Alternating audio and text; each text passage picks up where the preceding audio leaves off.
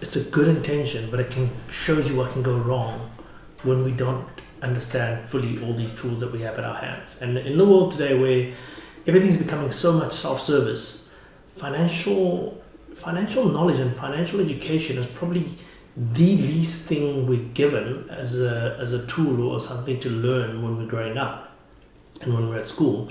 It is probably the thing that impacts our lives the most daily. How do we get more people to understand what financial education is? How do we get people to be in a more comfortable financial space, to be able to take control of their own financial lives?